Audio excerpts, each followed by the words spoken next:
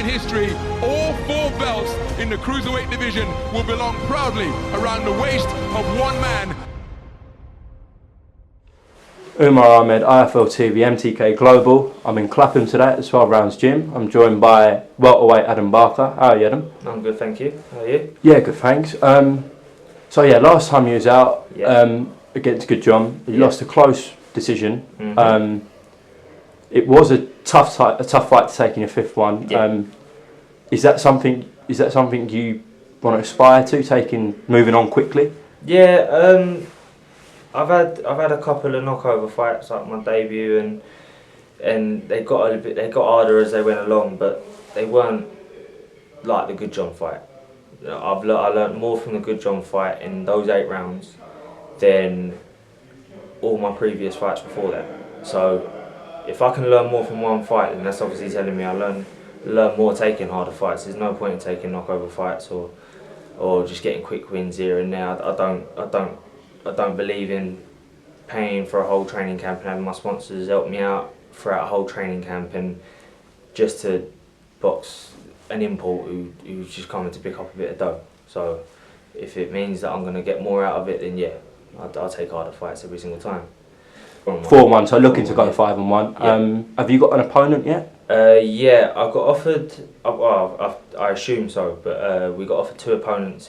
One was an import, and the other one was a fella called Jordan Granham, who was a very, very good amateur when I was an amateur. We was on the same sort of time, but never ended up boxing each other.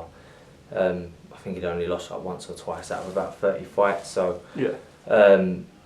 I chose to have him.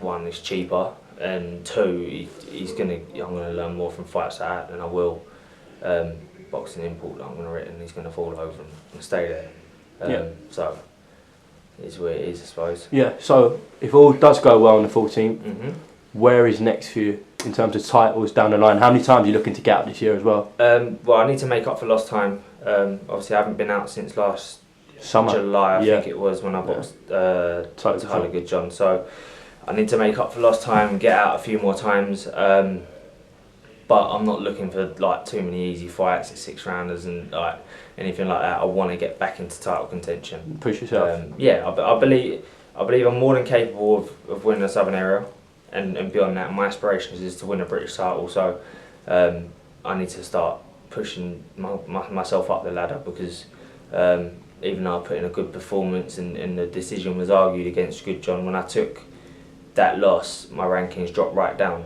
and obviously where I've been inactive, they've dropped down even more. So I need to make up for that now. So hopefully I'll get out a month or so after that. There's been talk of boxing, like there's been little whispers about me boxing, I think it's Davis Pagan or something like that. It's a fight I'd welcome. Another unbeaten kid, do you know what I mean? So if that fight could come off, it'd be brilliant.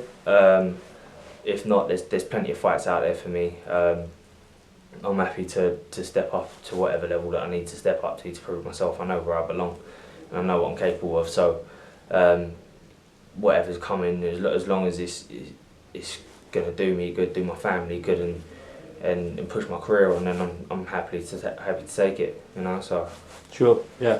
There was a lot of boxing on the weekend.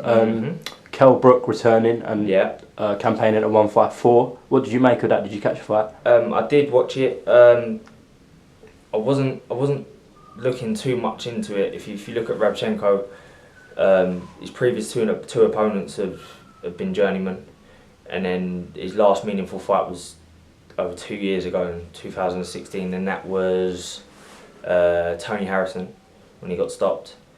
So I wasn't looking too much into the opponent. I know he's like a certain name because he's done certain things, but I knew with his inactivity and the way he boxes and puts himself out, it'd be easy work for Brook anyway. So I'm looking like I look for him to step up a bit more and take on more of a live opponent. He was a live name, but I don't think he was a live opponent, if you know what I mean. So I look forward to seeing where he was going next, I suppose.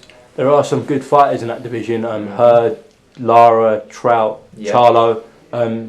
How do you think Brook would get on with those guys? They're all hard fights. They're all very, very hard fights, and I don't know. They're big fighters as well. Like, you look at the size of Jarrett Hurd, the IBF champion. He's massive.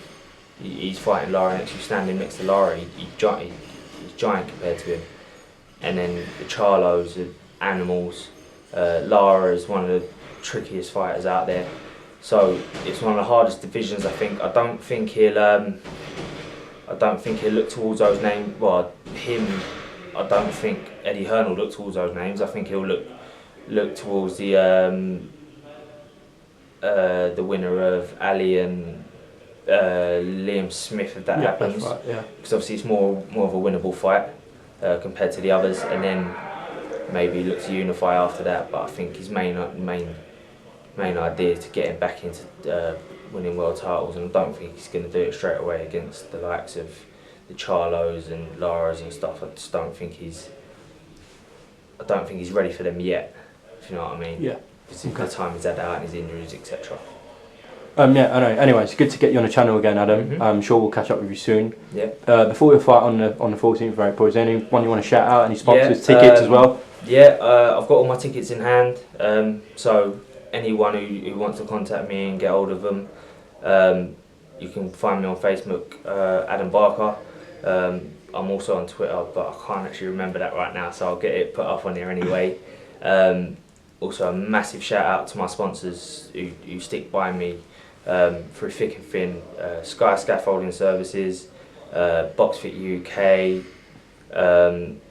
Figment Editing, All I Want VIP, Fire Out Limited, 5 Squared UK, 5 Square Clothing, 5 Square Apparel, sorry. And also a big shout out to former pro Dan Naylor, who's been helping me out with my diet and everything like that, and brought me on leaps and bounds with my nutrition, and so big shout out to them guys. Okay, until next time, Adam. Thanks for speaking to RFL. Love you. History, all 4 belts in the cruiserweight division will belong proudly around the waist of one man.